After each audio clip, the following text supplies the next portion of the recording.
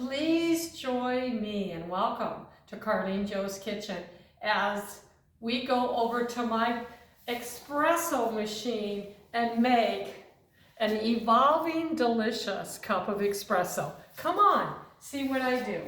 Here's my inexpensive machine, 125 bucks or something. The first thing you're going to do is just fill it up with water.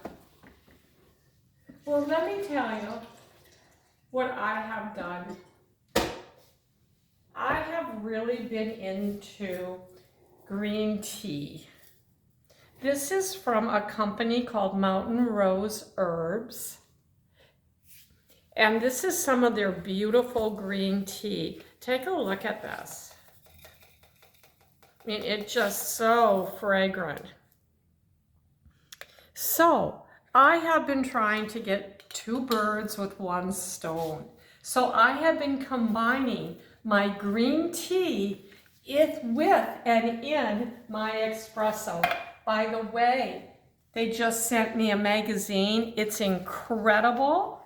It's a company up in the Northwest. All these different green teas. And thank you, Katrina, for turning me on to this. But I make a lot of green tea. And I actually have put green tea where I just put water. It works great, but I think it probably minimizes the quality of EGCG that you want to get from green tea. So here's the other idea. I just brewed a little pot full of green tea. Yeah, there it is. And I'm going to have green tea espresso. So, when I make my espresso, make sure that you have one of these suction cup kind of containers. That's going to keep those beans as fresh as you can. And you're going to grind your beans. You know how to do that. You're going to grind your beans over in your grinder, and you're not going to grind more than you're probably going to use for the day to maintain integrity and freshness.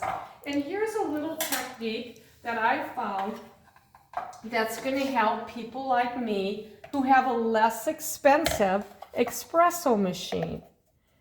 You fill it to the very, very top, and then you tap it. And you tap it 50 times. I found that for me, that makes a really good cup of espresso. So right now I'm at 35, I think, I'm kind of guessing, 40. So you want to get it right to the top and you want to tap it down. Then you're going to bring it on over and hook it into your machine, and you're going to turn it on, and it's going to, as soon as this green light comes on, it's going to be ready. But to get my EGCG from the green tea, I'm going to put some green tea at the bottom of this. Notice, here's just a little FYI.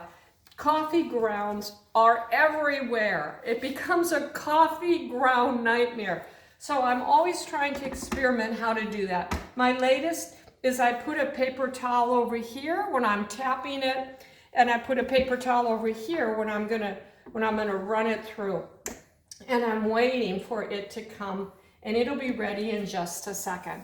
My little interesting tip that I have been working on is I've been trying to find a way to drink tea, to get tea and espresso without getting heartburn, which I've been getting. I love to have a cup of espresso. So I have been adding just a little bit of baking soda. I found this online. Someone said, go ahead, add a touch of baking soda to your espresso and see if that changes the amount of heartburn that you get. Well, let me just show you what happens, and we'll do it in just a second. I have been doing it, and it's been pretty incredible. I can hear it making noise. It's getting ready. Now, for those of you who drink espresso, you know that you're going to get this foam on top. For those of you who do not drink espresso, this is what makes it so fascinating. There's something going on in here with the heat and how it's going to drip through. And I don't really like to get those first few bits. I just go like that. I don't want those. And now the light is green right there. So I put it in.